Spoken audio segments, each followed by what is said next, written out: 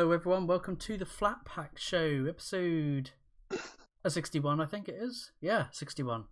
I'm all on my lonesome.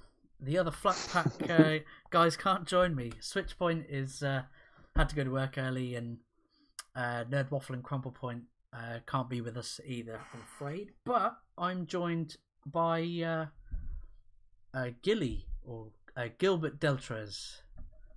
How's it going, bud?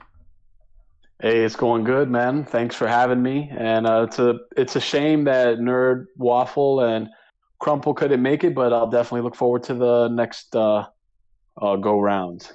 Yeah, we've had that quite a few times where they've missed like the first sort of interview with like a creator that we've had on, but we always welcome guests. You know, do like a follow up interview or something, so to speak. Mm-hmm. Yeah, but it works out. Yeah. So yeah, I saw it. We were discussing this just on off air briefly. We were saying about how we met, and it was a tweet. It was a tweet you sent, wasn't it?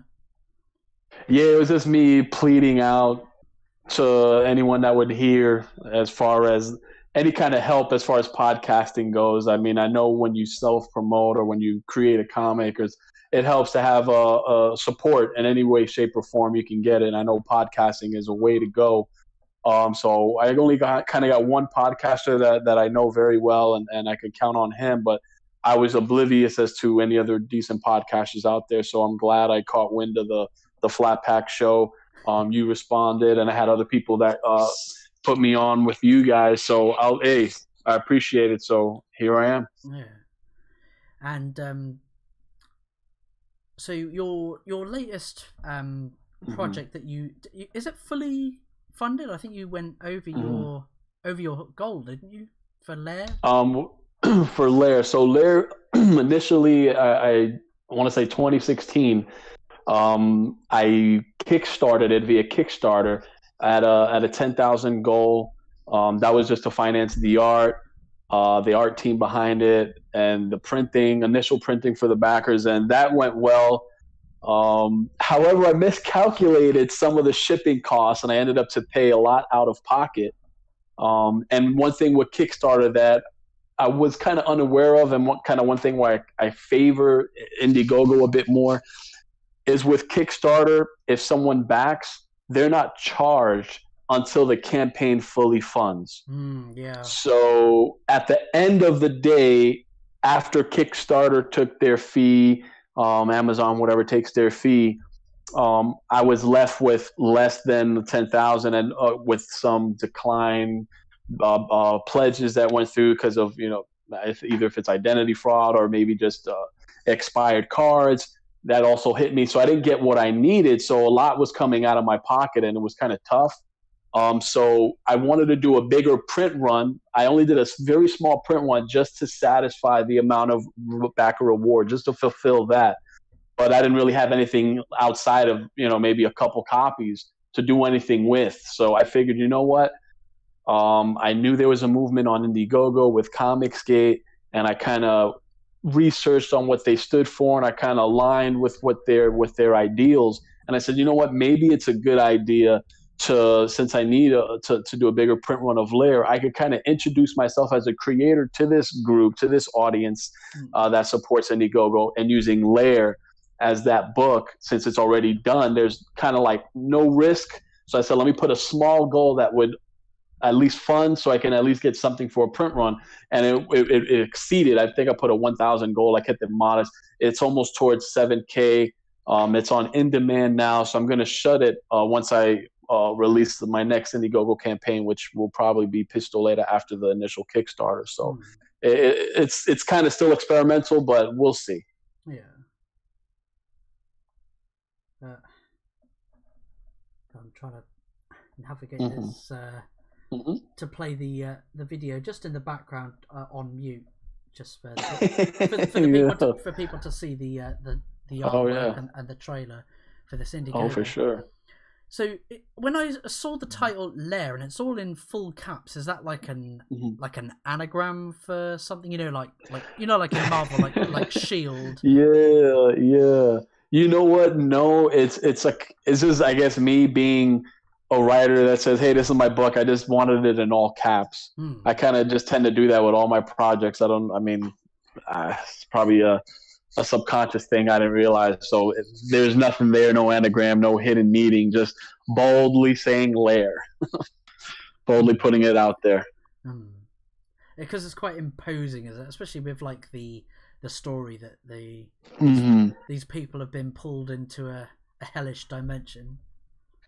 Yeah, kind of. It's something I always had in my mind to write, and I was actually able to get it out. But if you, when you're a writer, you realize sometimes even a comic book creator, or I guess a filmmaker, you have a vision for something, and sometimes the finished product kind of doesn't match your vision as far as how you originally thought it out. Later, I'm 100% satisfied with how it came out. But initially, I kind of wanted to do a longer story, maybe something like 100-page or 150-page.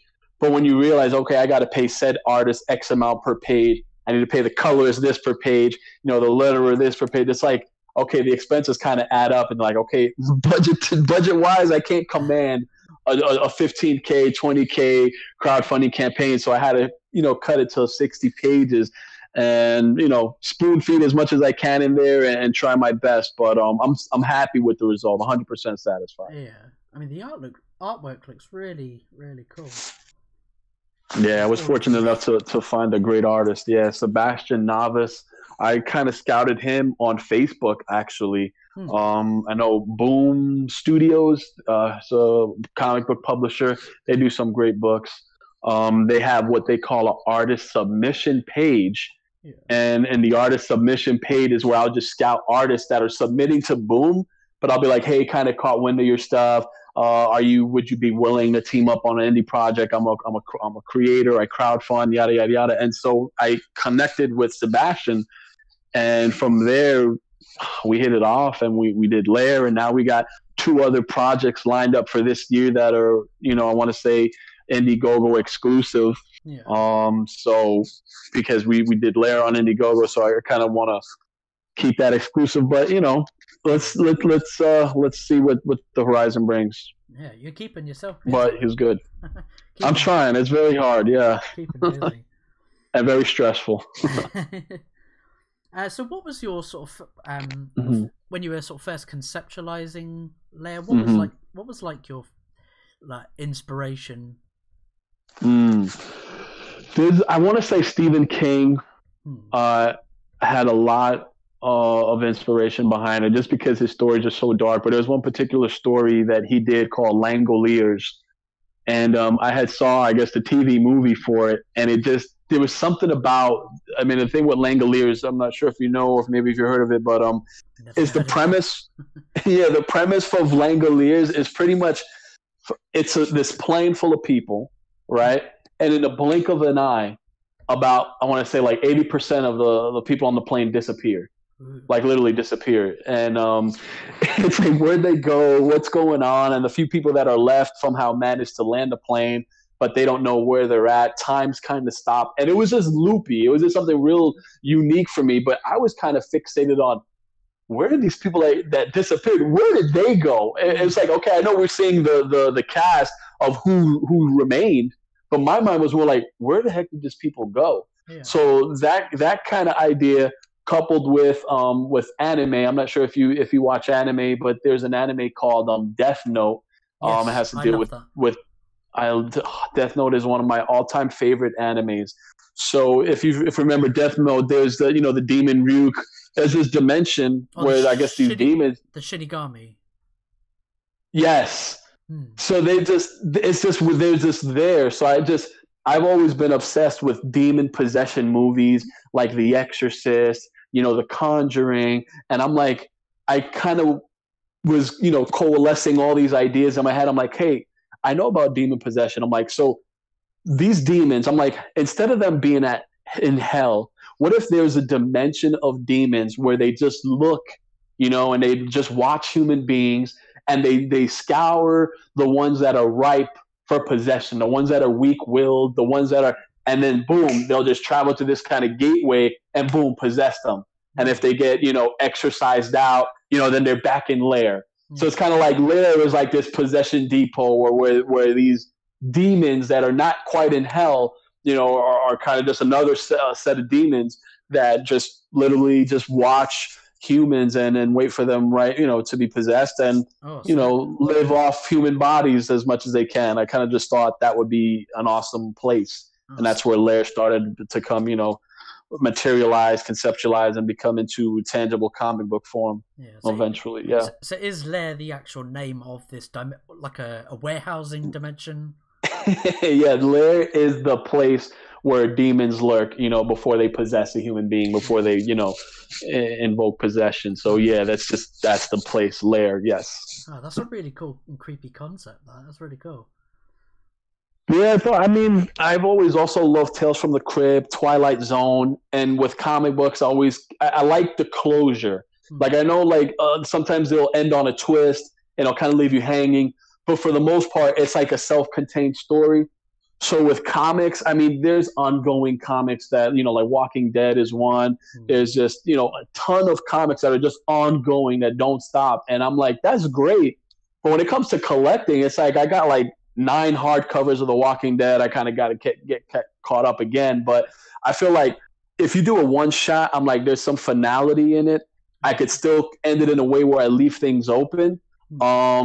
And I think for me as a writer, it's good to have something that's self-contained so people can gauge my work before I start commanding ongoing series or something like that. So that's where I was going with LAIR, and I felt like I was able to create something that if I pick it back up, it's kind of a universe that you can, if you want to beat the dead horse, you want to do LAIR 1, 2, 3, 4, 5, like you can do that.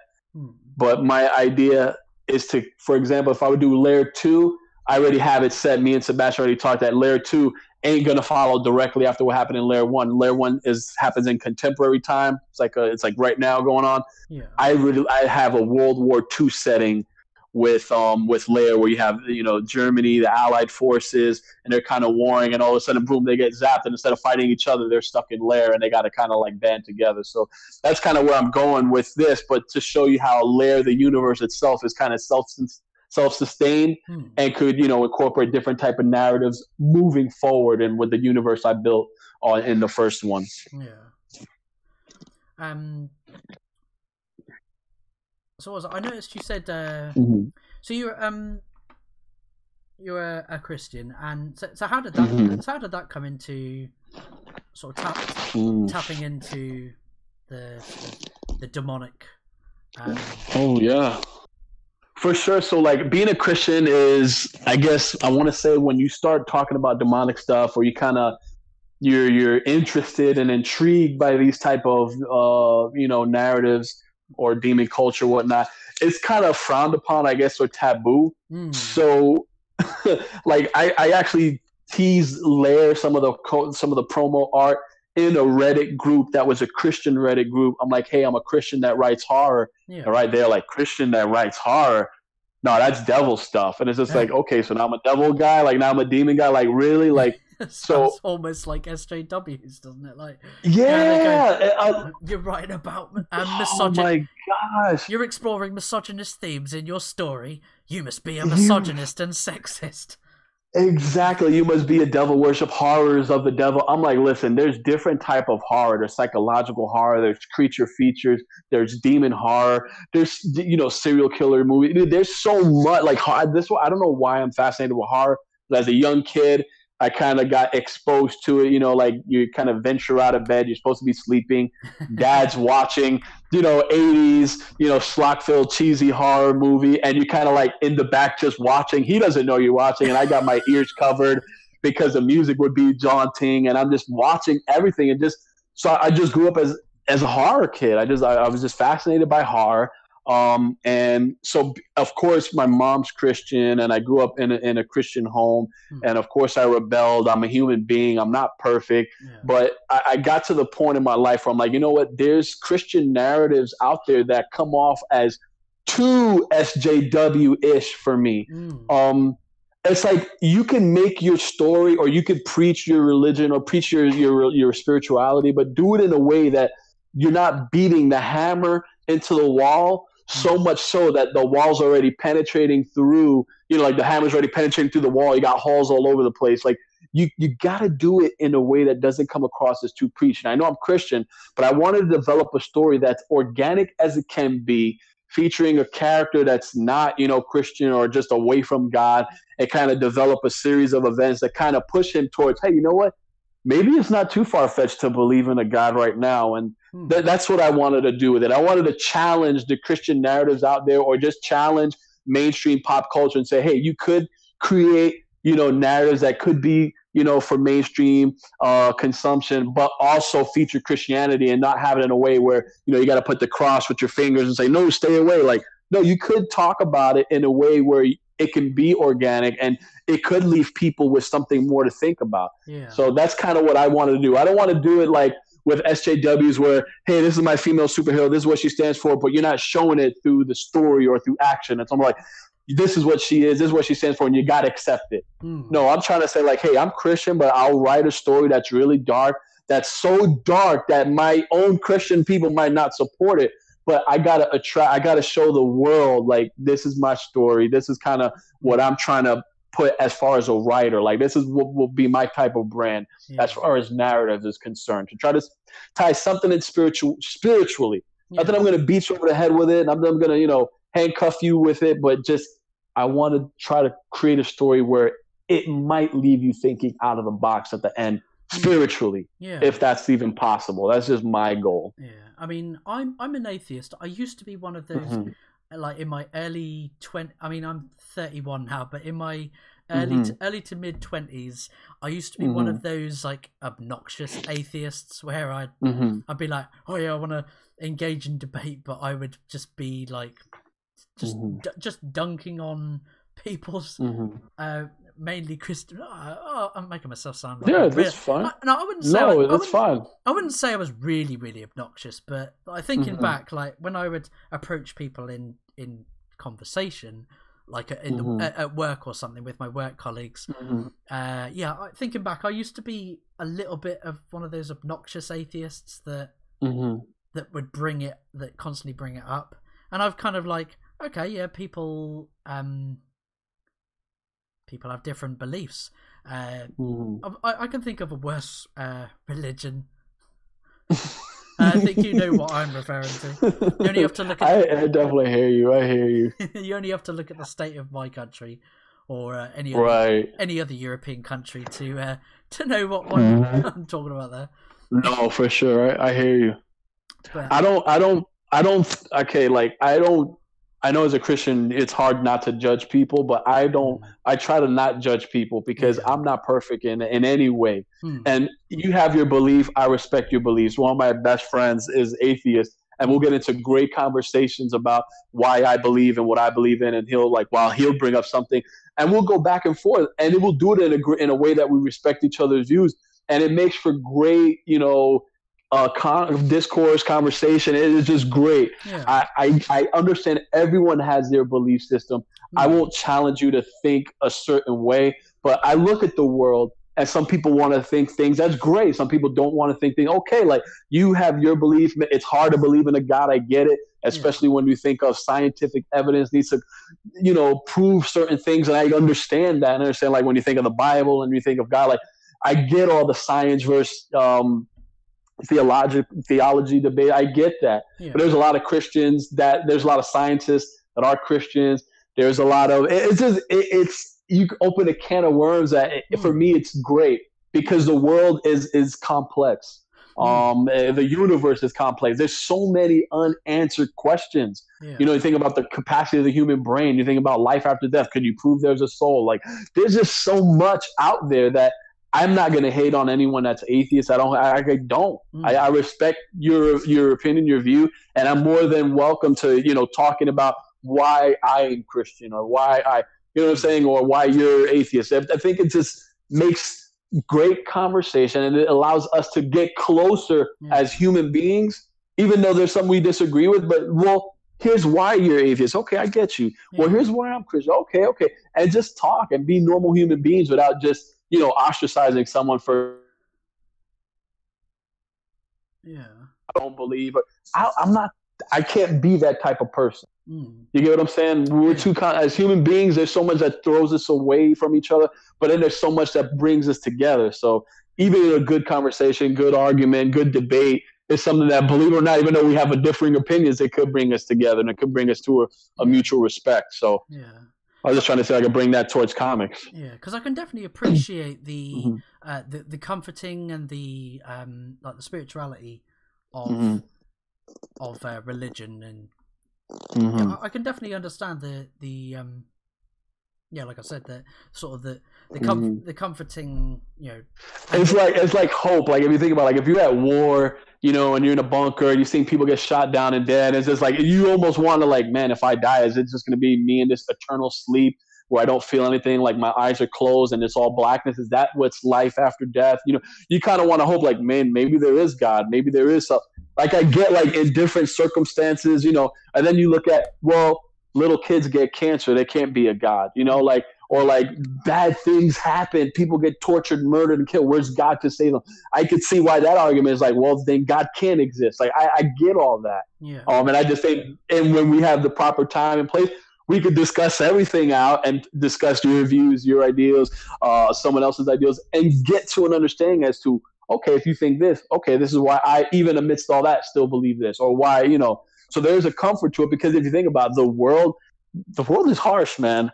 So if we, you know, like sometimes we might, you know, need something to believe in, even if we can't believe in each other as human beings, right? Yeah. People are evil.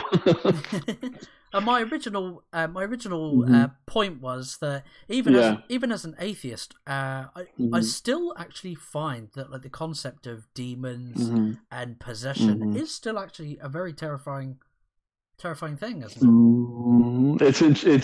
It's terrifying. It's intriguing. It's mystifying. For me, that's something that I've always, I don't know, I kind of want to say enamored by, just the idea of something, and it's even if it's an evil spirit or if it's a demon, because most of the time when it's possession, it's a demon.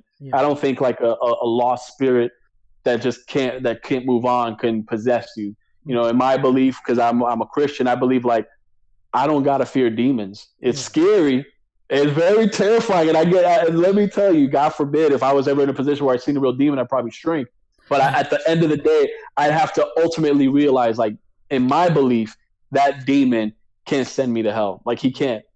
God is the ultimate judge. He's the one who will judge me. He's the one who has the power to send me to hell. So if demons tremble and fear him, in my belief, I don't gotta fear demons, although they're terrifying as hell. And just the idea of someone, you know, taking over your body and just think. I mean, I know we can't prove, like, a demon exists. I know we can't prove, you know, like, their spirits or ghosts are real. But through the history of the world, like, you know, sometimes we tell things through story. We keep history through story or through something like there. I mean, if I don't see something and I don't experience it, I can't believe it. But then if you have other people saying, well, this happened to me, like, crap, it happened to you, but it happened to me. I can't believe you. But then there's so many people that have similar situations or similar, I've seen this, I've seen that. Like, it's just around that it might be hard to discount it, even though I can't fully prove it. And that's where you get hypotheticals, and it's just like both theory, and it's like you can't prove it, but it's just like, but it's mysticism or just myths, but it comes through sometimes through just things that happen and things get embellished. But I don't know. I feel like there has to be some validity behind it. I don't know. And just in the history of the world, that's where I'm at. Talking on the concept, sort of the theme and concept of belief, have you written that into some of your characters? Like, are there some of your characters that are perhaps questioning their belief, or whether they don't have a belief, and having their whole perception of reality, you know, changed? I do play with that. I have, like, the main character as he's someone that just is not a God person. He doesn't believe in God. He's just who he is. But he's dating someone who's kind of a Christian girl, but she's not so super preachy, but she kind of would give hints to him in certain ways that, hey, you know what? Kind of God brought me to you. He's like, no, I brought me to you. It wasn't God that did this. It wasn't, you know, he doesn't believe in miracles. She's like, hey, something happened here. This is kind of like a miracle. Don't you believe that? He doesn't want to feed into that. Yeah. And then I have the other supporting characters where they don't believe in God as well. And then so I have this situation where they're summoned to LAIR, and it's almost like, okay, so what's going on? Like, is this some type of trick? Is this some government type thing going on? Is this, like, what they're trying to put some rationale behind it? And then it comes to the point where, okay, so maybe the whole angel demon thing can't be too far fetched. And then I have the overseer of LAIR kind of play in and kind of say where he is from. And so I kind of tie into all that, and I play into the beliefs. And people can believe whatever they want, and I respect that. And I do my best to try to represent someone who wouldn't believe what they would probably do in that situation, someone whose faithful probably would do. But all the characters initially aren't faithful people, and they get tossed into this universe. So I do play with that and how you see perceptions change, or just how understanding what they're dealing with and witnessing that, how kind of might change their belief system, or kind of just tinker around with the whole faith thing in the narrative. Yeah. We've got a couple of people in the chat. People have joined. We've got cool. The principal officer saying "Praise be the cookie." I don't know what his obsession is. What his obsession is with cookies. I love cookies. We got our regular Jay. He said, "Is this the God channel now?" The God channel. He said, "Now I'm in the mood to read the Bible." He said. All right. Okay.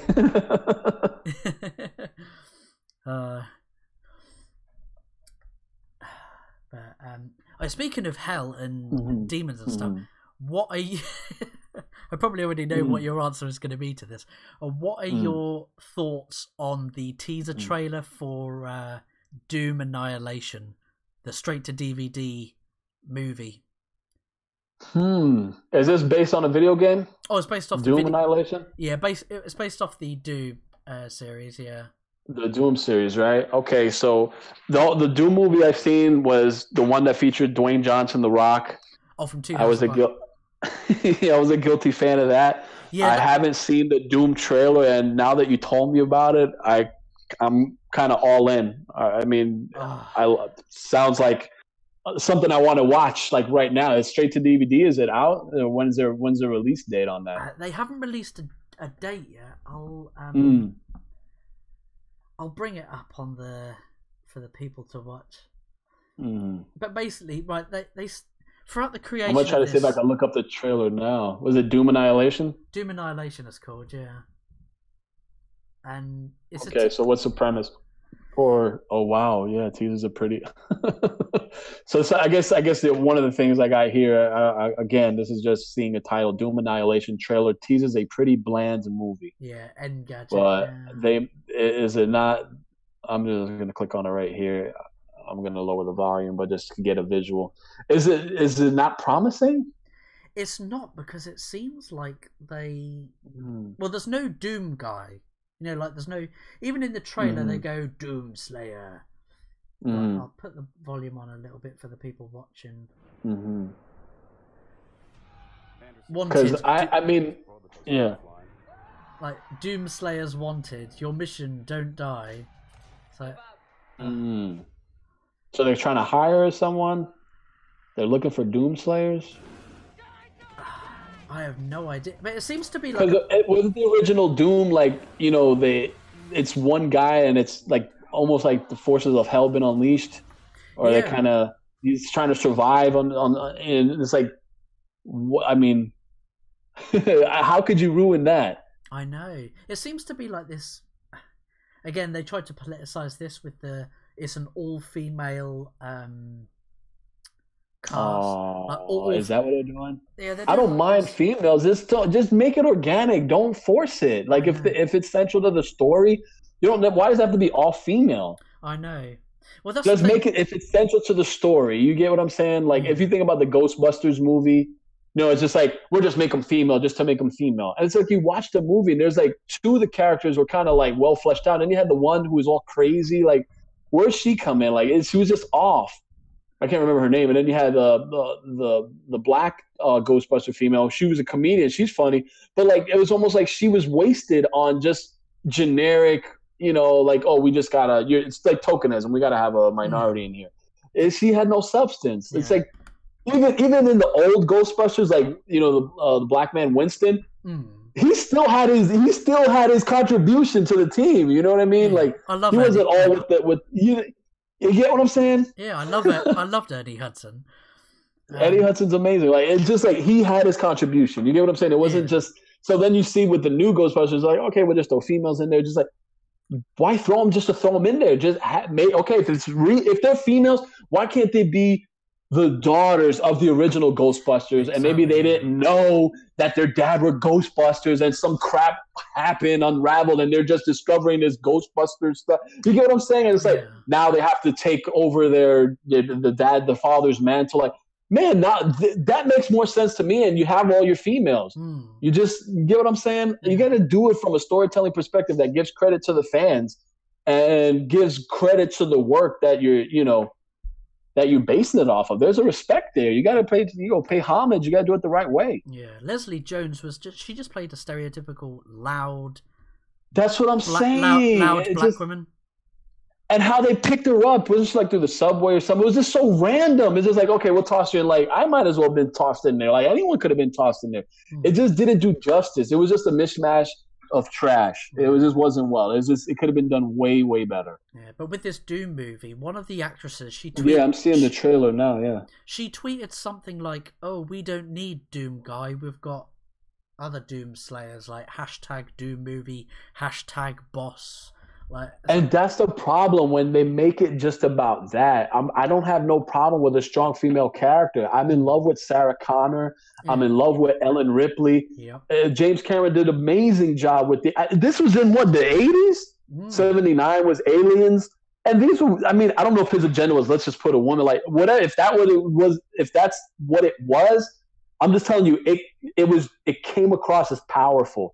Like Sarah Connor was someone that even me as a young kid watching, I'm like, man, if Sarah Connor could take down this Terminator, and she was scared, she was human, and it's a woman, but she was powerful. She killed in part one. She kills that Terminator. It's like she survived. It was crazy. Like Michael Biehn couldn't survive, right? He was the one that impressed her. He couldn't survive, but she did. Like I don't know. There's something that you can make powerful female characters and not make it an agenda. Just do it without saying I'm a woman. Just make the damn Doom movie, and if it's a female character, she's badass. I'm convinced. I don't need to be convinced. I don't need to be told to be convinced. Yeah. Yeah. I mean, like I'm showing this picture to the people that are in the trailer of that imp or demon. Like some of that. Which trailer you got? I saw a 30-second trailer, and it was kind of quick, a quick tease. It does look like something I'd just love to watch anyway because it's just, even if it's poorly done, if it's B movie budget style. And for me, I'm just always into a dark narrative, and the creatures, just from the one creature I saw, look decent enough. Although it does look cheesy. Yeah. I'm not gonna lie, but I'd also be lying if I say I wouldn't watch it. I mean, I totally would. I mean, yeah, some of the sets look cheap. Do you know what would really work? And I was talking to my wife about this. I said, do you know what would really freaking work?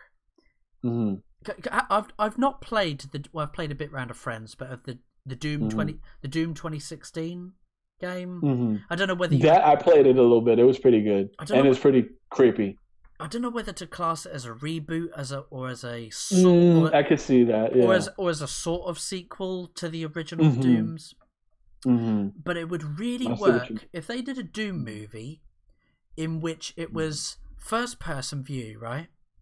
And it was literally like the style of Hardcore Henry, in which Doom Guy does. You're talking too much sense, bro. That makes too much sense. In which Doom Guy doesn't say a single word. Do you remember in the Doom? You don't need to, yeah. Because in the 2016 game, all of his character is fleshed out through like the animations. Do you remember? I think it's when is it Vega, the AI or the computer? He says, "Oh, be very careful with this computer these on the hinges on the computer. Be very careful and gentle with them.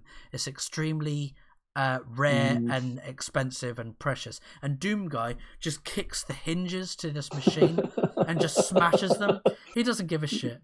And that's a character moment right there. And all of his character is through is through that. Through the actions. And you just make so much sense. That would be gold. I think that would be gold because not only are you paying homage to kind of the Doom experience already, but if you film it in the way that Hardcore Henry was done, but now you have the powerful CGI behind it. You have the ambiance. It's scary. It could work, man. I don't see why it could. You actually bring the horror back. Because you don't have to make it so frenetic and action-paced. You could still kind of tease it around, slow-paced, exploring, the dimension gates to hell open. It could work, man. You make so much sense. You kind of like, now that you said that and I saw this trailer, I'm kind of deflated. Yeah. Because if you think about... what could have been. If you think of like all of like the... was it the glory kills, which are like those execution animations? Now that would really work like the style of Hardcore Henry. Yes, it would. And it makes too much sense to ignore. And because Doomguy doesn't speak, you could have the story and the plot told by through the dialogue of the other characters.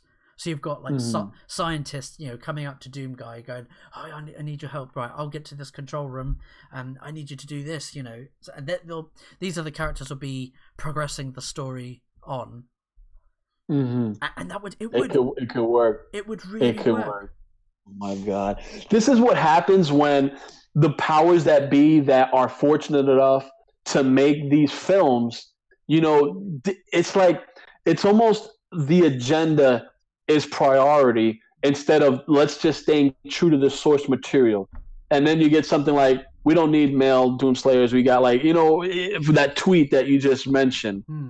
You see, it's like you have this platform, you have the opportunity to make a Doom sequel. Why would you not want to, be loyal to the fan base?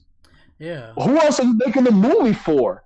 You get what I'm saying? Like, why does it have to be an agenda about women, stronger than men or whatnot? Like, why does it have to be that? Like, I get that's what's trending. Yeah. And it's like, is that the way I have to go to market stuff? Like, even me, like, do I gotta like market stuff that way now just to get the attention? Even though like that's not what I believe as a writer and as a creator, but it's sad because your freaking version seems like a hit. Yeah, it would really work like Hardcore Henry style. Totally. I could totally see it. And like, especially with like all those glory kill animations, like it would just having like the legs and the arms, the legs and arms in view. Well, like they have, like how they did it in Hardcore Henry. It could work. It would be righteous. I think it would be poetic justice, and it's kind of sad that we're stuck with this cheesily shot, poor budget movie, but it's what it is. It's almost like it kind of seems like something that would appear on the direct to like the Sci-Fi Channel, but like but one of their lower grade titles, not even one of their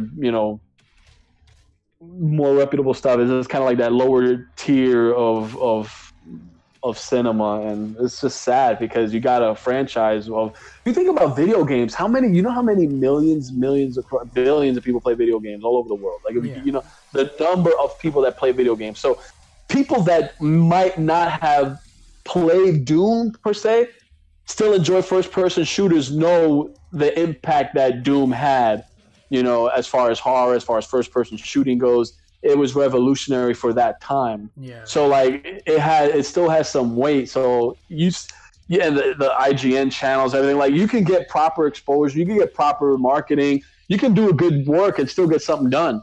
Like the other Doom movie is like we got to put The Rock in it in order to do good. Yeah. You know what I mean? And I enjoyed it because I'm a sucker for The Rock, and it was just like a guilty pleasure. And I know it could have been better. Exactly. I had that guilty segment pleasure. At the end where it was first person. It was just guilty pleasure. That segment at the end where it went full. Yeah, like when it went full first person, like I love that. Like and like you said, it shows you that you could do a whole first person movie like that, and it's just man, filmmaking is powerful, dude. Yeah. You could through visualizing, through visualization, you could have this main character not say anything, and we could just see him through reflection. We can see him through what he does. He don't even have to talk, and it could work. Like it could, even if it had to be direct to Netflix. Yeah. It still could have been better than what we're probably going to get. Right. But anyway. The principal officer in the chat says, next up, Duke Nukem with no Duke. Sorry to break. Right? Like, I'm sorry to be the bearer of bad news, principal officer, but they are actually doing a Duke Nukem movie, and they've cast John Cena as Duke Nukem. Oh, so they didn't go SJW and make it, you know, I don't know, Ducana Nukem or something like that. It was about a year ago. Newton, yeah. It was about a year ago. I saw it on IGN. They wrote an article and they were saying, "Oh, we don't think in this current political climate that it could work with some of his humor and stuff." So they were like going, "Oh, what if you deconstruct it by having a different character that points out to Duke Nukem that, oh yeah, those certain things you can't say now because that's not right. That's not woke or progressive enough." They go, "I don't give a shit about your woke or progressiveness. I'm gonna rip your head off and shit down your neck." Yeah, you can't listen if you're gonna jeopardize the heart and soul of what Duke Nukem is for an agenda appeasing. It's just again. Why are we even into filmmaking? Well, how did filmmaking begin? Yeah. Right. I mean, I get what you're trying to do, but still, you have to be true as a creator to the source material. Yeah. You're gonna have if you don't have John Cena. I can see. I mean, John Cena's not the greatest actor, but he can pull off Duke Nukem. Yeah, I think he could. I'd give him a chance. Principal officer he says Duke Nukem with the power of plot armor and Mary sue you to death. Oh my gosh, that is hilarious. That's a fate worse than death. That is. Don't give them any ideas. No, I don't understand it. Like, how can we as fans seem to have better ideas than Hollywood does? That's the problem. Hollywood is controlling something. You get like the way the political climate is. It's like the stories that come out that are really good. They're probably not as marketed as much as they should. Like if we look at Alita Battle Angel, didn't get as much high praise or publicity as it should, and then you get Captain Marvel getting all the pre-press attention. I still have to see that because now I got to be responsible and just watch it. And as a critic, I just got to watch it. Yeah. But again, there's so many. It's just like Hollywood knows what they're doing. They don't know what they're doing, but they know what they're doing. You get what I'm saying? That's what they see. It's just power politics, and it's just what it is. It's sad, but it hurts us as fans because we have to sit through trash. Yeah. And we finance it because that's the thing. You can't get your money back with a movie. You can't. Yeah. Like once it's charged, they make their money. They'll do whatever they once you're in the seat, that is it. You can't return your investment. They already got it. So that it's what it is. It's a business and it sucks because we suffer as fans. Yeah. So I mean, Hollywood is just they're creatively bankrupt, aren't they? For sure.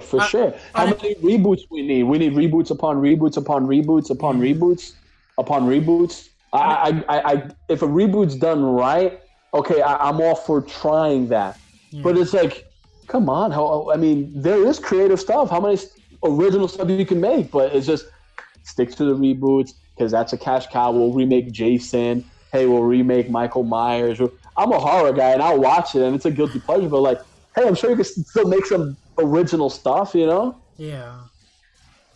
But I mean, it's not just Hollywood. It's the comic book scene as well, isn't it?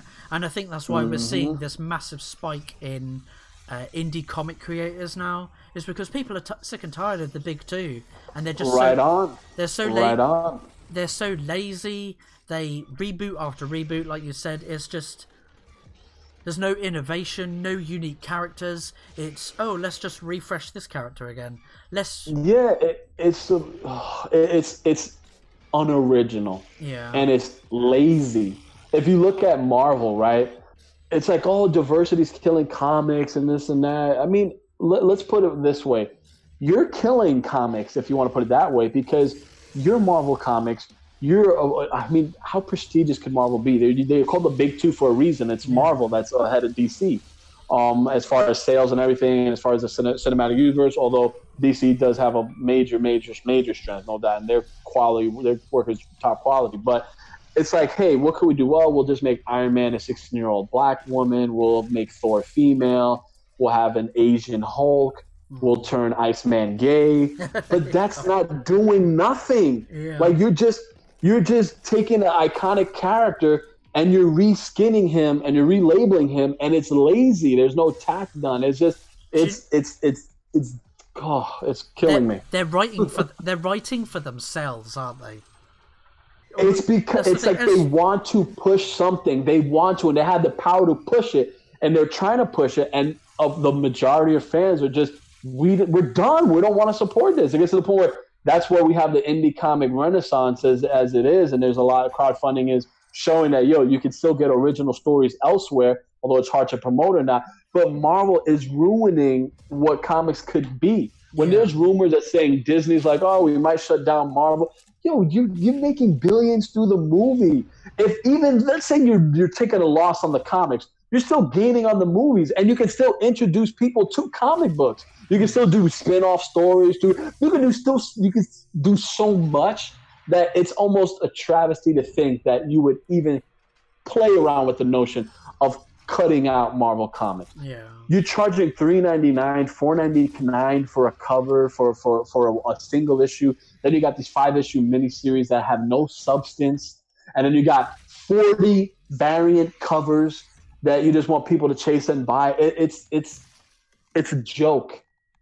It's bamboozling your audience. It's a slap in their face. Yeah. But when you see comic companies like Alterna, they throw the newsprint out. They're charging 99 cents to $1 for a comic. It shows you comics can still make some type of money. They could. I remember where I come from, where I was born in New York, raised in New York. Like you can walk anywhere, like a deli store, a pharmacy, and it'd be a spinner rack, and you can get a comic book. They were so easily and readily accessible. And then you go take a subway, you have your newsstand. They have comics, and a lot of them were self-contained little stories where you didn't need to continually, read issue 508, 509, 510. Like they had their own little stories, but you could pick it up, and even if it was continued or tied into a bigger story, it still had its beginning, middle, and end within that story. It was well done, and it brought completion. It was great. You can get it. But now Marvel's like, no, we can't. No, you have to charge $3.99 because we gotta cover for costs here.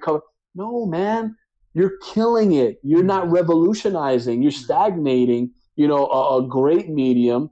And if you think about it, how many movies come from comics, right? Even if you look at some of the more like Oblivion with Tom Cruise as one that was based on I think it was a European graphic novel. Like there's stories out there that are coming from comic books. Comic books is like a cinematic blueprint. Yeah. You want to cut that off and say you can't do nothing with comics? It's a joke. That's blasphemy almost. Marvel's ruining comics. Yeah.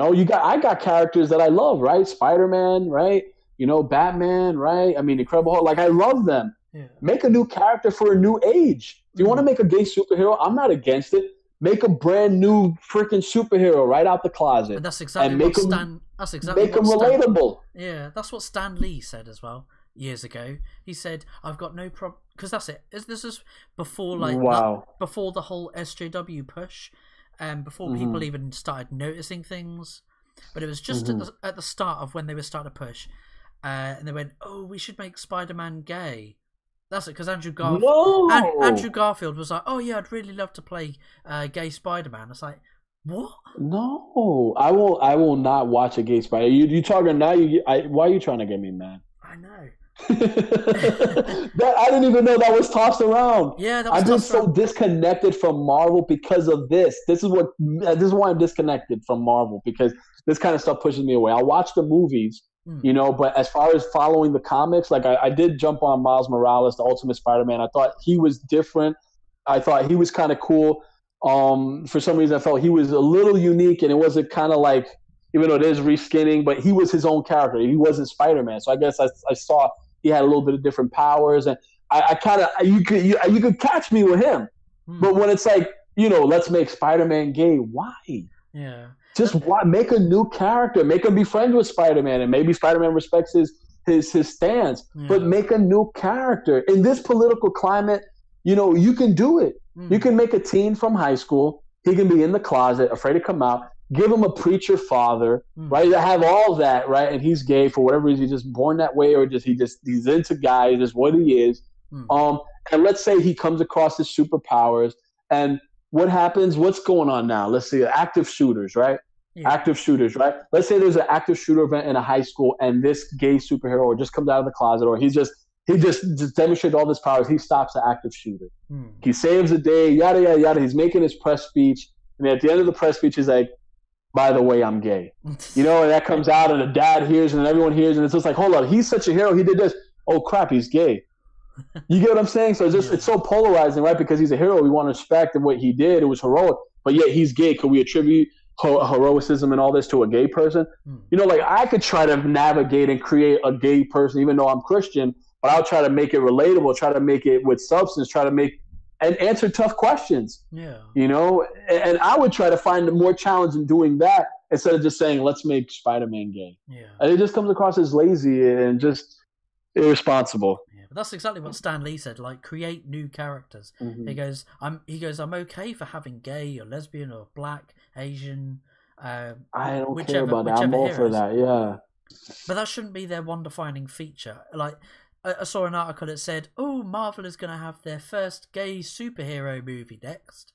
I'm like, why is that news? Why not just tell us the name? Then why don't you just make the damn story and it turns out he's gay and we could buy the issue like, holy crap, he's gay. Yeah. And you do it in a way that is not, I'm gay, gay power, gay right. No, just make a freaking real person struggling with their sexuality in a domineering household and something, and make it reflect this world around us. Yeah. And it would be you would have maybe some people who's like, hey, not my cup of tea. Or maybe they might like it just because the story is just different. And it's like, oh, so it's going this way. It's not thrown down my throat. You get what I'm saying? It's done organically through the narrative, through the storytelling. Yeah. That would work better than Marvel saying, hey, we're announcing a gay superhero. Now it's like, yay, let's all band together. And now we're going to try. Now that's how you're promoting it. Yeah. Like, it's just done in a bad way. And then, of course, you have people like me, obscure, who might have a great idea, who might have a great superhero idea. Now I'm going to have to write that gay superhero character and try to make it stand along Marvel's gay superhero character, which won't even hold the light of day. Yeah. You can't compare to that. And then, so I'm just saying, it's a missed opportunity. And Marvel, again, is just, ruining what's great with their brand. Yeah. It just feels patronizing, doesn't it? Like with that, oh, look, our first... way patronizing. Our first female lead superhero movie, Captain Marvel. Okay. Oh, look, it's going to be our first gay superhero movie. Oh, it's going to be our first Oriental Asian superhero movie. Just make the movie. Don't just, but that's their problem, and that's what it's killing it. Because when you do that, you're alienating, the people who are not supporting that type of, branding and, patronizing way of marketing their stuff. But if you do it in an organic way, it just makes more sense. It's just better. I don't know. It's just, where's this revolution coming, right? Where's this? Where we can see, maybe an organic, gay superhero that's not tied to Marvel, or Marvel just doing it a different way. It's almost hard to, like, if you look at Black Panther, it's like they got that right, and it wasn't like, we already know Black Panther's black. We get that, I mean, like, you didn't mark it as, our first African American superhero, Black Panther. Like, you just said Black Panther coming out. You tied it into the Marvel universe. You had an awesome villain, Killmonger. It was like this world in Africa that had technology that was it was great. And it's because I don't know if I want to say the director was a black director. I want to say that. Like, I feel like there was some, it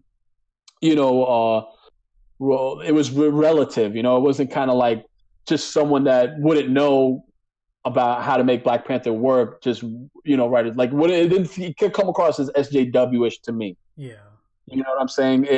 For me, I enjoyed it because it worked. It wasn't, branded in that way. Yeah, I mean, I enjoyed Black Panther. I enjoyed Infinity a hell of a lot more.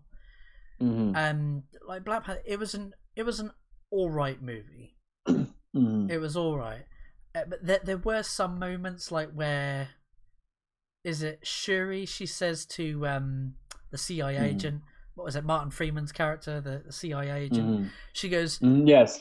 They said something like colonizer. I'm like, well, hang on a sec. I thought Wakanda was completely shut off from the rest of the world.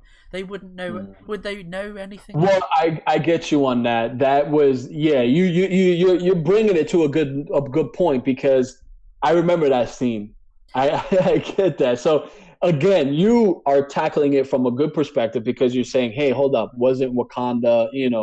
I get that. So she, in her character, or maybe they should have probably explained it better, she's still kind of like maybe bitter on the effect. Oh, you know what? If you think about it, right? Come on, like, this is where you can see why you open this can of worms, right? Because if you think about it, right, Wakanda is cold off in their own way because of their power. They don't want to jeopardize it, whatnot.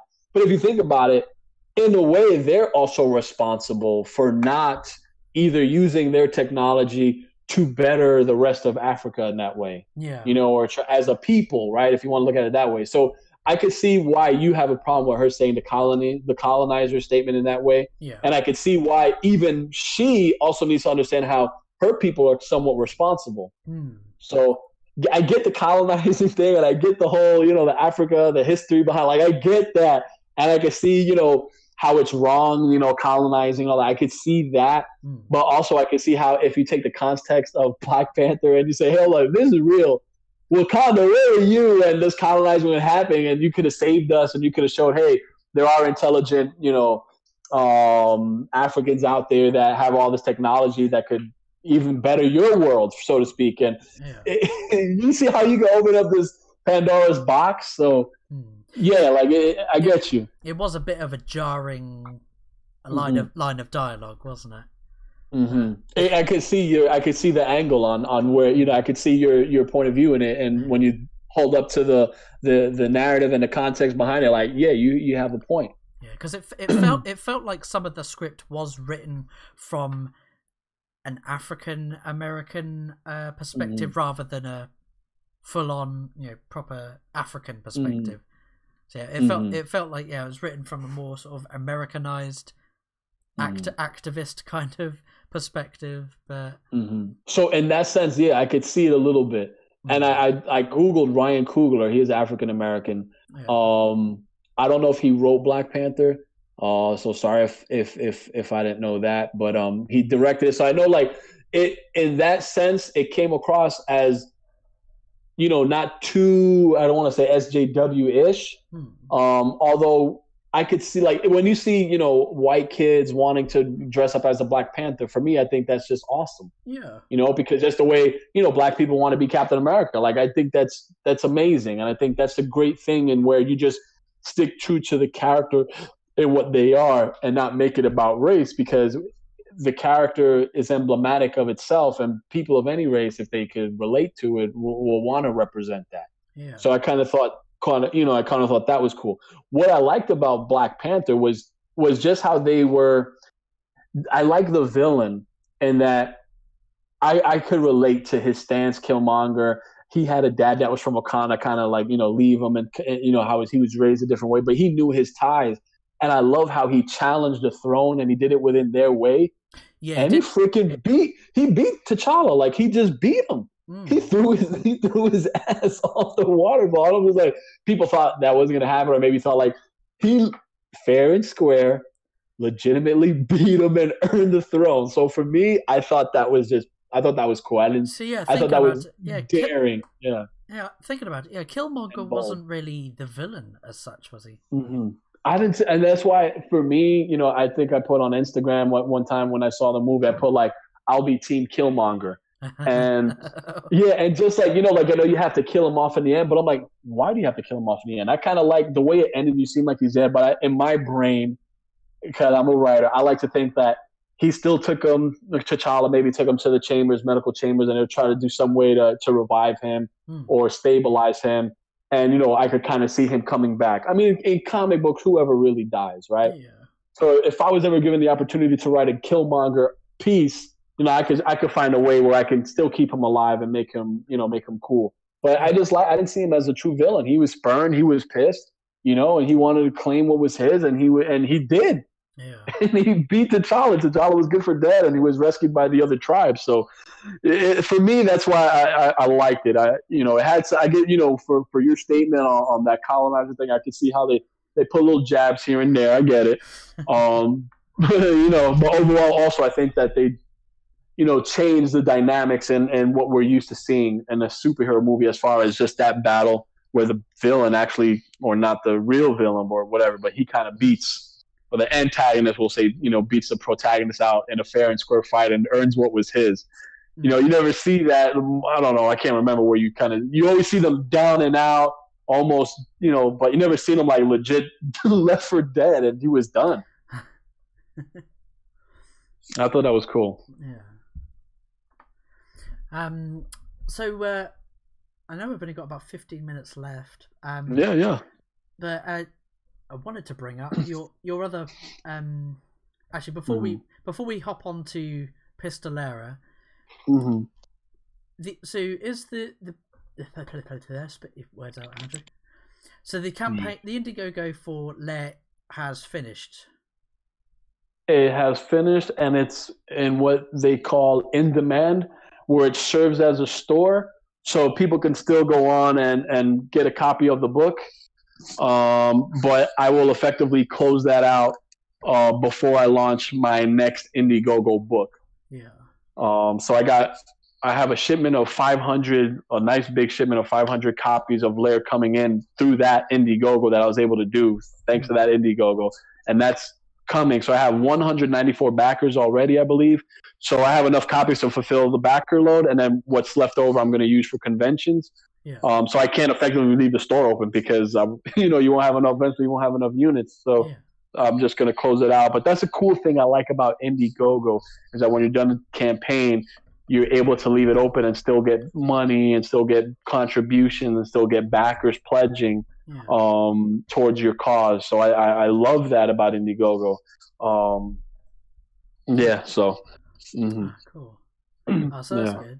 So yeah, we were to get on to, because I think I remember seeing your tweet about Pistolera was something about it wasn't propaganda or something. This is a kick-ass.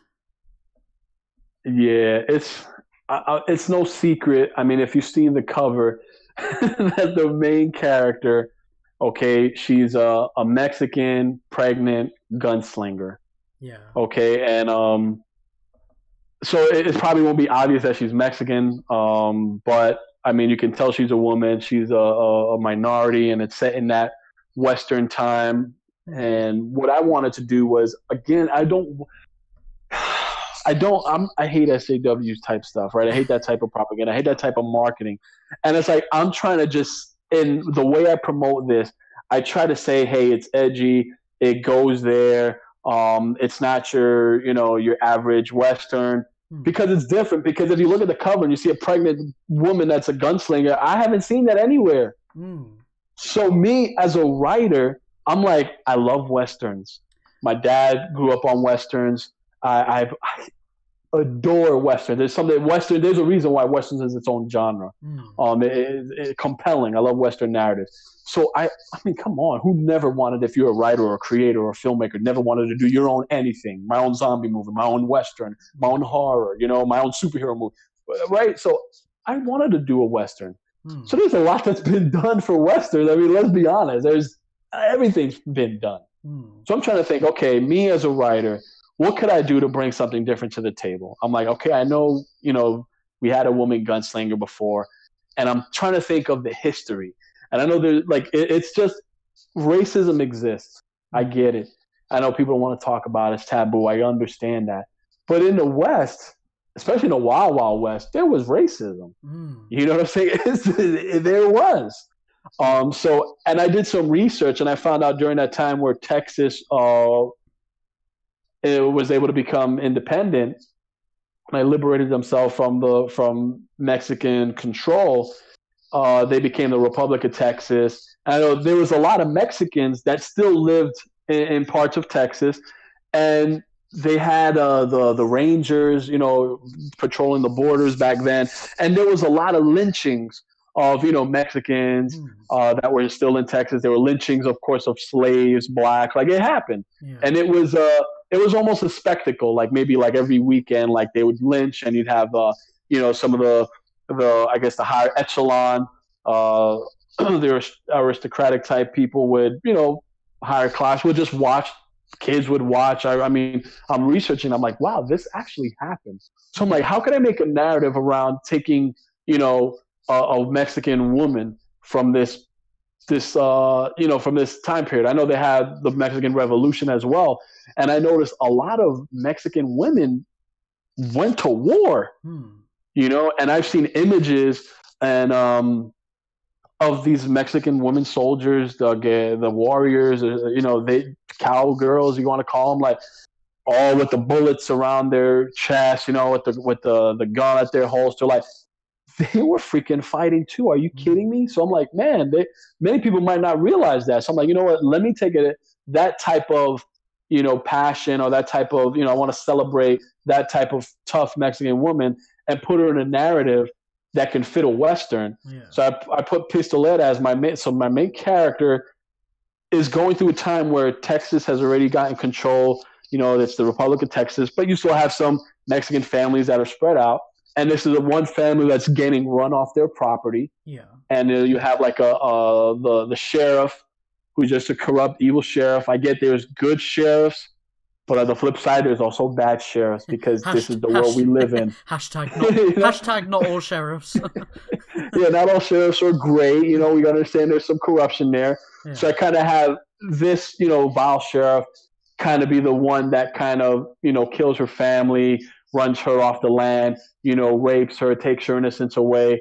And what's she going to do? She's a teenager. She can't really do it. She's helpless. Yeah. So she has a fugitive brother, and he's, estranged from the family, and, the ways of the gunslinger, doing his thing, didn't, I guess, want to be a farm hand or what have you, didn't want to just run the farm, wanted to just go out and do his own thing, and became a gunslinger, became pretty damn good at it. And the Pistolera will come up to him and kind of like says, hey, mom and dad's dead, it's because of you, this and that. And she's like, I want revenge. I want you to teach me the ways of the gun. Yeah. And he's kind of like laughing, although sad that, the parents died, because you ain't going to learn the gun. You're a woman. Well, your place is to serve and cook. Yeah. They know where you're going to learn the ways of the gun. So she's that determined. So he's like, okay, I'm going to run you through the gamut. Let's see how bad you want this vengeance, because vengeance isn't an easy road. Yeah. There's not an easy road. So, and that's just how I lay it out. So I try to make an organic story, have some history, and I have a vendetta, and I'm trying to do it that can fit a Western and have a character that you don't normally see, and not make it about SJW this and propaganda that, diversity this. I could say diversity done right. It's a powerful, minority character that you don't typically see in mainstream culture. But hey, I just want to show that you can make a good story, and she happens to be Mexican. Great. Yeah. But let's make a cool damn story. Like, that's what I want to do. Yeah. And it's like almost like it's not that I want to, but I feel like if I throw SJW tags, I'm like, hey, look at this Mexican pregnant woman that's a gunslinger. Like, maybe I'll get some, I don't know, maybe I'll get some traction, maybe not. But it's just like I want the story to speak for itself. Yeah. And that's kind of what I hope to do with Pistolera, because I love the Western genre. Yeah. I grew up loving it, and it's just I wanted to just put my little card in the hat and say, this is my contribution. I mean, this picture that I'm displaying with her holding her belly and with her smoking gun, it really tells a lot about. You get a lot of character building just from that one picture. That she's maternal, she's trying to protect her child, her unborn child, and she does look badass with her hair and dress, floating in the wind with this. Yeah. I was fortunate enough to have J.L. Giles. I worked with him on my first Kickstarter, which was Under the Flesh. It's my love letter to the zombie genre, and that project is on hold, and I'll definitely come back to finishing that project with J.L. But I wanted him to do the cover because the original artist, he did a great cover as well, And we're going to offer that cover as well on the Kickstarter. But what was I going to say? Okay, so he was able to encompass and incorporate that through that imagery, the maternal, that motherly side, that she's accepting, embracing that, and then also with the smoking gun to say, but I still got an issue. I'm a woman scorned. Don't better believe this, to watch out. Yeah. So he was able to capture that.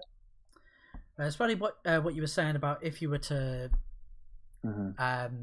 advertise this to the SJW lot, they would go, "Oh, but you're a." I personally don't know this. Oh, you're a white. This is what they'd assume anyway. Oh, you're a white male. You can't write this character. She's a Mexican. You need to hire a Mexican writer. And they would they would continue down this. Oh, you're a man. You can't write a female character. You need to hire a female character, a female writer. And they would they would continuously. Sorry. Go on. Sorry. What were you going to say? No. They'll continue with the bombardment.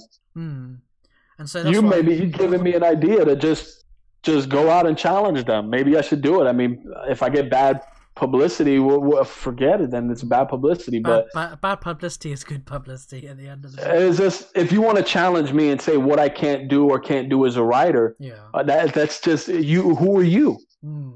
This is my story. If you don't want to read it, you don't have to read it. But whoever wants to read my story, you're welcome to my universe, and you can see what I do as a writer to show you that, even though I might not be what you see as someone eligible to write this story, I have my own credentials. I have what I bring to the table. I have a unique perspective of myself that contributes to this type of story. And I don't like labeling myself as, a white American this or, Mexican American that. And that's the problem. I get ethnicities, and I'm all for that, and I embrace that. Because me, myself, I'm underrepresented if we go by it. I am born, I'm American born. Okay, great. My family comes from Puerto Rico. So, I might, I'm not Mexican, but I am underrepresented. But at the same time, I was born in America, and I appreciate, the liberties that I got. But I'm also aware of the dark history that surrounds America. I also aware of racial disparity. I'm open to all that, But what I want to do is not make it about agendas or nothing. I just want to make a story that shows you what I bring to a table. You might look at me and stereotype me and say, okay, Gilbert Deltrez, underrepresented minority type guy. He's American, yeah, but what has he done? Is he really worthy of writing for Marvel? You can do that. So I've opted to go the crowdfunding route to show what I bring to the table as a writer, as a creator. And if you want to judge me and say, oh, you can't write that, read the finished product before you open your mouth and then tell me what I can and can't do. There's no point advertise or trying to aim for SJWs to be your audience because they won't be your audience. That's the thing, they don't buy. They don't consume. They just torch everything. They torch everything. They don't consume the mediums. Everything. Yeah. They don't consume any of the mediums at all. I think what I might do is just be maybe just kind of like SJWs, this is how you write a powerful minority character or something, or this is how you write it. This is try to maybe do it in a way that's not trying to use their support, but just trying to open their eyes and be hey, SAWs, you want a powerful female character? This is how you get one organically done in a Western setting, or just, maybe just to throw it out there. And if hate comes. I'm not looking for hate. I just want to operate on my own, and whoever sees my book and likes it, okay, great. Yeah. But, I need to raise $4,000, which is not easy, and I hate asking strangers for money. Mm-hmm. So all I can do is offer you an interesting book, something that I promise you will be unique, and I'll even give you your money back if you're not satisfied with the end result. Yeah. If I have to do that, I'll do that. But because I survive and thrive on crowdfunding. Yeah. There's no other way around it. I need it. So it's I have to market the best way I can. Plus, you can't beat a good old revenge story. You can. I don't care what. Who gets tired of a revenge story in any setting? I don't care. Revenge is revenge. I was talking. You never get old. I think I was talking to Crumble Point about this. I think it was with regards to when a school shooting happens and then the typical politicians blame violent video games for violence in real life. It's just misdirection, of course. Even those studies have proven that claim false. And I said, false.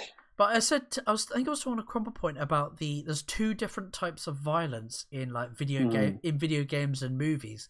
You've got the for instance, right, talking revenge, like Django Unchained, right? You've got you've got the absolutely horrific violence that is committed by the slave owners against the slaves. You know when they set the dogs on that escapee slave, they get the dogs to maul him to death while he's alive. Oh yeah. And then and then you've visceral. Visceral. That's the word I was looking for. And then you've got the cathartic violence committed by Django. You know, when he's enacting revenge, you've got that cathartic violence of him with the shootout in the main lobby of the mansion. You know, he's shooting all those people, and that's cathartic. Cathartic is a good word. So you got those two different types of violence, and I think it's very silly for anyone, you know, like one of these politician types, to claim otherwise, that violence in any form is horrific. Like, people know the difference between, this is a bad guy committing this is horrible because of the context of the scene. Right. Like, this is obviously a bad guy. He's setting dogs on a slave to maul this guy to death. And then you got Django, the hero. You know, it's all to do with context, isn't it? Yeah, Django Unchained is such a movie that, I mean, Quentin Tarantino is one of my favorite directors. Yeah. And just what he did with that, I mean, it was true to its time. And even though a lot of stuff was exaggerated, I mean, there's stuff that, you know, probably did happen. Yeah. You know, like if you think about, I mean, during those times with slavery, right? If you think about once slavery was abolished, right? Yeah. It's not like things were happy-go-lucky for the African Americans. It just wasn't, because what's their structure for family? When all you know is slavery, when you know your mom could be sold off at any minute, a mother who gave birth, she's watching her children get bought out and sold away. You know, like, you don't have a perfect construct for a family. Like, well, how do you go? What do you know what I mean? Your whole, you know, family structure is just annihilated. You don't even have one. You don't know how to be a father. You don't know how, because you get what I'm saying? Like, just thinking about that in that way, there's so much that goes behind it. Think about also with the slave owners. I think they had the two slaves fighting each other to the death.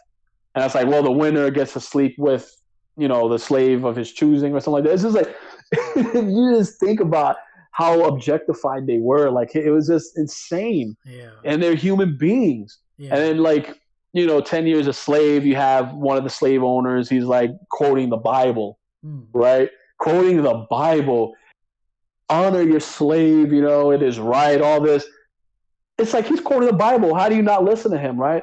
But on the flip side of that, there's this verse that tells the slave owner, treat the slave as your brother. You know, that's deep. Yeah. Treat the slave as a brother. Treat your slave as a brother. Like, how about you treat him as a human? Yeah. You know what I mean? So, like, and the racism that stemmed from that is like so deep. And you see how the Bible ties in towards evil, like, oh, well, you know, slave fall in line because of the good Lord said. But yeah, the good Lord also said this. You could cherry pick how you want to, you know, distribute a message. Yeah. So there's something for everything in the Bible. And even when you think about slavery and racism, like, there's an impact, there's a residual effect that happens now that we've seen it in media, we've seen it in journalism, we've seen it in the justice system. It's just statistic. It's just what it is. We don't make this stuff up. It's just, if you want to find the facts and look for it, you'll find it. But if you don't want to find the facts and look for it, then you'll be spoon-fed what's told to you, and you'll just be okay with that because you won't think for yourself. Yeah. You know what I mean? So, and a lot of this transitions to comics and books. There's you got your popcorn comics, or it's just good action, good old action. But you got some comics that have a good story behind it and it's telling you a message. Yeah. And then you have the comics that are SJW that are just trying to force an agenda down your throat that you don't want it. So you got three different types. You got your fluff, you got your good substance done in a good way, and then you got your stuff that's just, you know, trying to ham fist something down your throat. So there's even with our narratives, we get it. So comics is powerful, stories is powerful, and history is powerful. And this is why, you know, there's layers to everything. Yeah. There's this comic. I got volume 1 for Christmas. I haven't even finished it yet, but I've got volume 1 that I got for Christmas. It's have you heard of 100 Bullets? Yes, I have. Yes, I have. Yeah, really good series. I've just finished like the first few issues in that's Mm-hmm. in that's in this one volume, Mm-hmm. and it's finished this first character's story Mm-hmm. arc. Mm-hmm. Yeah, really cool story and concept so far. That there's this mystery person going around with a briefcase Mm. with a handgun and 100 bullets, and they're like, yeah, they're saying get your revenge on whoever's wronged you. Here's 100 Wow. 100 Holy cow. 100 untraceable bullets will help. That is cool. I didn't know that was a premise. They That's awesome. and there's someone like that. Oh, they'll help. They'll make sure that no law enforcement are on your back. Hmm. And so They'll keep you in the clear. it is a really cool concept. So you got this. I like that. So you got this mystery man that's in a suit, and you don't know who he is or who he works for or what organization he belongs to. But he's like, just approaches strangers and like seems to have done his research on these people. And he's nice. like, he like just with a briefcase with a handgun and 100 bullets and you know a dossier, and he's like, you know, That's Brian Azzarello? yeah, That that's name is correct. wrong Yeah, into mine. Is yeah, he the one who did that? So yeah, so I know the name's tied. Like so, the story for 100 Bullets is just because it just from off the surface it always seemed like an assassin type book. yeah. And it's something I wanted to get into, but I don't know. From what you're telling me, it sounds way different. Although the premise is awesome, where it's just, hey, 100 untraceable bullets. Like, I got to read this one now. Yeah. This is one I got to add to my list because that's my type of. You talk about my type of stories, man. Because I think This is right. No, seriously. The first few issues, it starts off with without spoiling too much, but basically this girl, she's a Hispanic girl. She gets out of she's just gotten out of prison, and she's returning back to her sort of childhood neighborhood, and obviously like there's relatives that are still gang banging and not in the sexual terms. No, they're like gangbangers. Yeah, they're gangbangers. No, I got you. And there's two corrupt police officers that. Oh my gosh, this is sounding good. That are somehow involved in gunning down and killing her boyfriend / husband and their baby daughter. Their baby daughter in a push. This is too good. You know, the baby daughter was in a pushchair when they got gunned down, and so obviously she's like, oh, I've got out of prison. She's scared. She's like, oh God, you know, someone's approached me with this handgun. I've just gotten out of prison. What the hell? This guy has told me all this stuff, and I'm not going to tell you any more than that. But oh my gosh! So okay, is there like a book of all books, or is it like broken into like 100, like 10 books, 8 books, or are they all connected with the same main character you're telling me, or is it like each book its own standalone thing? Or I've got the first. This is the one you read. I've got volume 1, which seems to have. Oh, hang on a sec. I'll just go over and get it. Yeah, because I have to buy this. You already sold me.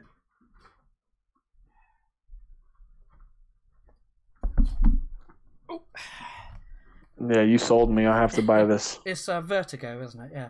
So I've got book 1, which seems to have the first of 5 volumes, reprinting all 100 issues of 100. So this seems to have 1 to 19. So issues 1 to 19 in book 1. And you finished book 1? I haven't yet. No, I'm on. Okay. I seem to be on like it doesn't tell me which bloody issue it is, but I'm on Shot Waterback, which I think it says, I liked it. It says it in the back somewhere. Or in the front. I don't know, I can't find it.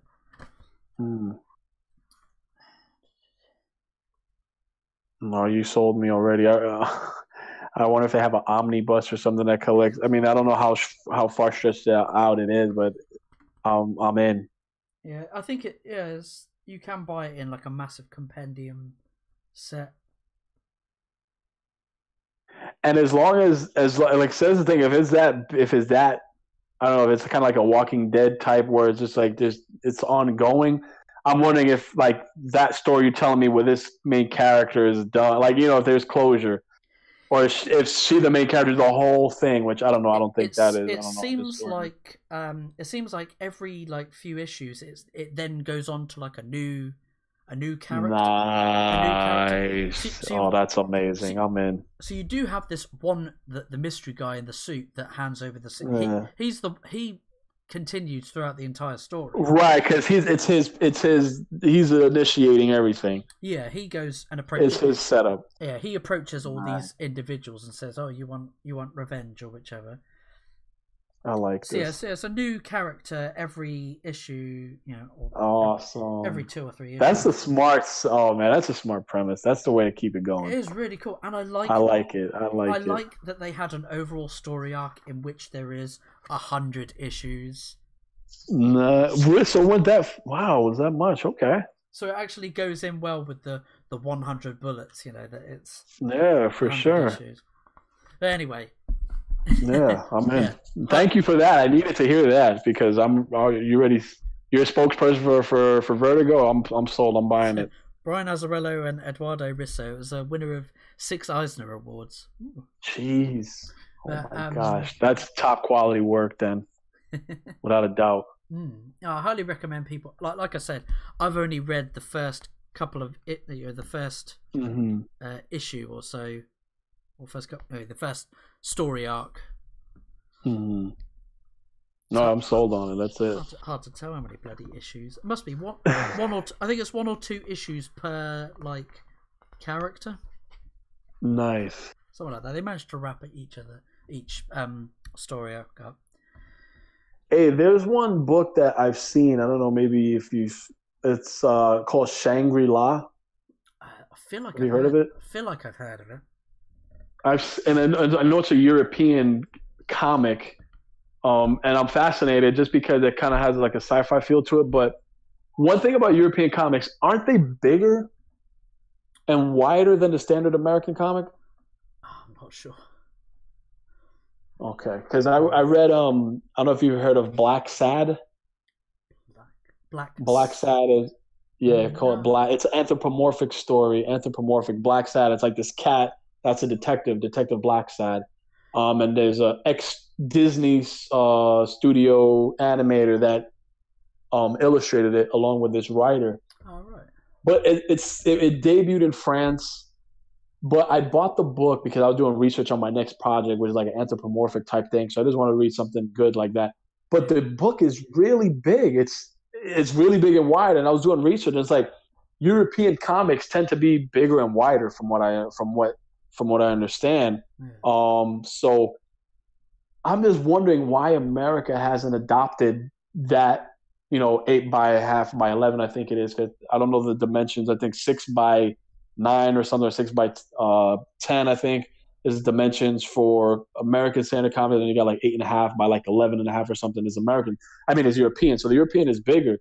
So you know how like America is always like bigger is always better. Like how come that didn't transition to, comics or graphic novels? Yeah. I was wondering if I know you're based in UK, but then of course you read a lot of DC and a lot of American published books. So I just wonder if there was a reason why Europeans, the European base or the European model for the comics is like slightly bigger, which I'm in love with. Yeah.